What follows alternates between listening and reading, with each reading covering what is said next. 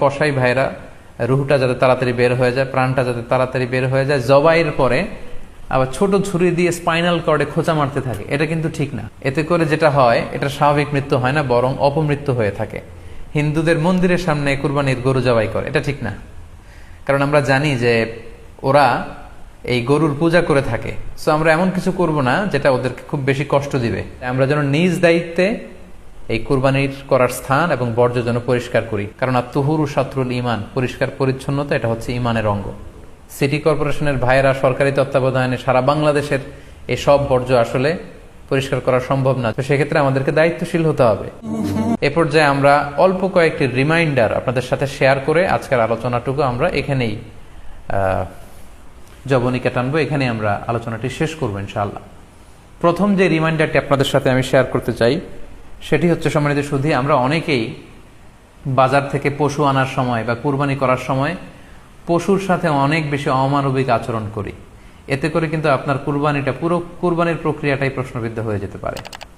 তাই আজকের লাইভের মধ্য দিয়ে যারাই আপনারা যুক্ত হয়েছেন, আমি সবাইকে বলছি আমরা যাতে পশুর সাথে মানবিক আচরণ করি, কুরবানির পশুর সাথে এমন কোনো আচরণ যাতে না করি যাতে ওর কষ্ট না হয়, আমরা যেন এটা খেয়াল রাখি। বিশেষ করে জবাই করার আগে পশুকে ভালোভাবে রশি দিয়ে বেঁধে নেয়া এবং ছুরিটা, যেই ছুরি দিয়ে জবাই করা হবে সেটা খুব ধারালো থাকা। আল্লাহ রাসূল সাল্লাল্লাহু আলাইহি ওয়াসাল্লাম কিন্তু এই দিক নির্দেশনা আমাদেরকে দিয়েছেন। সুবহানাল্লাহ। ইসলাম যে কতটা চেক এন্ড ব্যালেন্স, কতটা ভারসাম্যপূর্ণ জীবন বিধান। আল্লাহ রাসূল সাল্লাল্লাহু আলাইহি ওয়াসাল্লাম সহিহ মুসলিমের বর্ণনায় তিনি বলছেন, ইযা যাবাহতুম ফাআহসিনুয যিবহা, তোমরা যখন জবাই করবে সেখানেও তোমরা ইহসান করো। কেননা আল্লাহ তাআলা সব জায়গায় ইহসানকে অবধারিত করেছেন। আমরা জীবনে যাই করব না কেন সেটা ইহসানের সাথে করতে হবে। তো পশুটাকে কিন্তু আমি জবাই করব, স্লটার করব।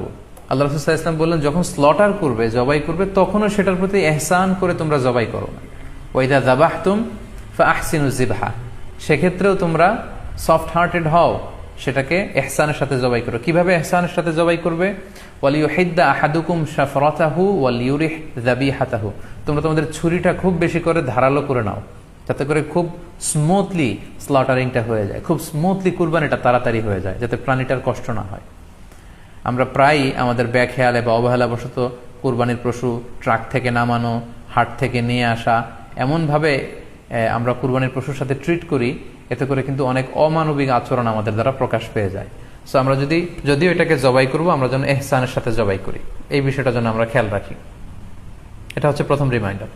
দ্বিতীয় রিমাইন্ডার হচ্ছে, আমাদের দেশে প্রায় এটা ঘটে, জবাই করার পরে অনেক কসাইরা তাড়াতাড়ি এই পশুটার দেহ থেকে প্রাণ বের হয়ে যাওয়ার জন্য ছোট ছুরি দিয়ে জবাই করা প্রাণীটার গলার মধ্যে খোঁচা মারতে থাকে, গলায় বারবার খোঁচা মারতে থাকে।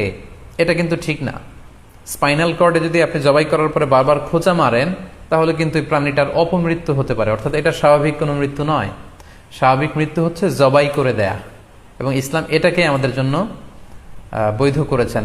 আমরা জানি যে পাশ্চাত্যে গরুর মাথায় বুলেট মারা হয়, অথবা ইলেকট্রিক্যাল শক দিয়ে ওটাকে হত্যা করা হয়, অথবা ভারী কোনো লোহার হাতুড়ি দিয়ে গরুর মাথায় আঘাত করে সেটাকে মারা হয়। কিন্তু ইসলাম এগুলোকে নিষেধ করেছে। ইসলামের বিধান হচ্ছে স্লটারিং করা, আপনি জবাই করে দিবেন। সেক্ষেত্রে আমার মনে হয় 10 থেকে 15 মিনিট যদি আমরা একটু ওয়েট করি, গরুর দেহ থেকে সবগুলো রক্ত কিন্তু বের হয়ে যাবে, ফলে এটার গোশতটা উপাদেয় হবে আমাদের জন্য। কিন্তু আমরা যদি তাড়াহুড়ো করে, বিশেষ করে অনেক কসাই ভাইরা রুহটা যাতে তাড়াতাড়ি বের হয়ে যায়, প্রাণটা যাতে তাড়াতাড়ি বের হয়ে যায়, জবাইয়ের পরে আবার ছোট ছুরি দিয়ে স্পাইনাল কর্ডে খোঁচা মারতে থাকে, এটা কিন্তু ঠিক না। এতে করে যেটা হয়, এটা স্বাভাবিক মৃত্যু হয় না, বরং অপমৃত্যু হয়ে থাকে।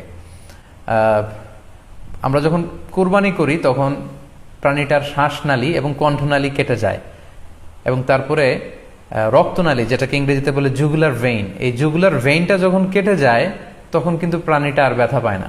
গবেষণায় দেখা গিয়েছে যে যদিও আমরা দেখি যে প্রাণীটা খুব ছটফট করে, লাফালাফি করে, কিন্তু আসলে সে ব্যথা পায় না।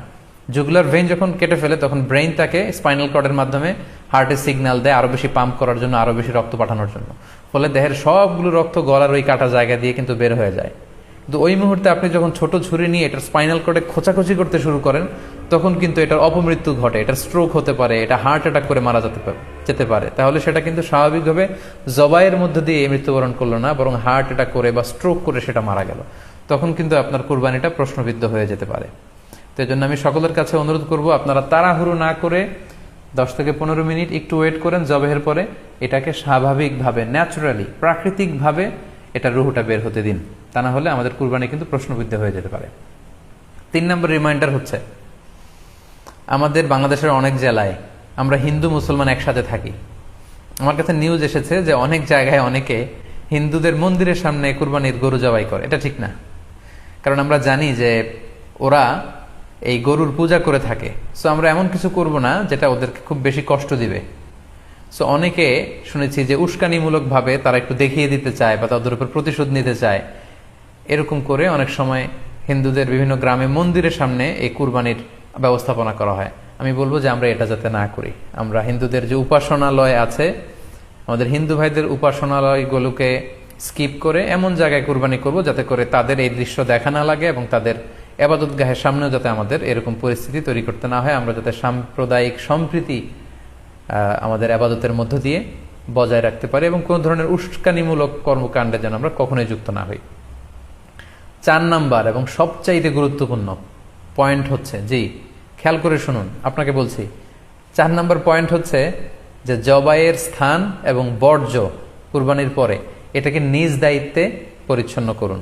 আই রিপিট, আমি আবার বলছি, যেখানে আপনি কুরবানি করলেন সেটাকে এবং এই যে বর্জ্য ময়লা, এটা নিজ দায়িত্বে আপনি ক্লিন করুন। সিটি কর্পোরেশনের ভাইয়েরা সরকারি তত্ত্বাবধানে সারা বাংলাদেশের এই সব বর্জ্য আসলে পরিষ্কার করা সম্ভব না। জরিপে এসেছে যে 50 লক্ষ গরু জবাই করা হয় প্রত্যেকটা কুরবানির ঈদে। তো সেক্ষেত্রে আমাদেরকে দায়িত্বশীল হতে হবে। কুল্লুকুম রাঈন ওয়া কুল্লুকুম মাসউলুন আন রাইয়াতিহি।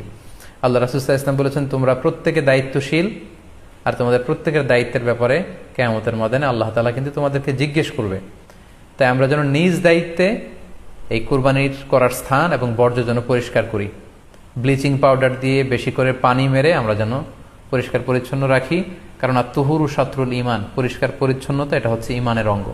এই বিষয়টা যেন আমরা খুব গুরুত্বের সাথে নেই এবং নিজ নিজ কুরবানি আমরা যেখানে দিলাম সেই জায়গাটা যেন আমরা পরিষ্কার করি। বিশেষ করে বিভিন্ন সংস্থা যারা অনেক অনেক কুরবানি করবেন, ভলান্টিয়ারলি বিভিন্ন কুরবানি করে কুরবানির গোশত বিতরণ করবেন, আপনারা এরকম ভলান্টিয়ারলি ক্লিনলিনেস ক্যাম্পেইন করতে হবে, যাতে কোনো ধরনের রক্ত, ময়লা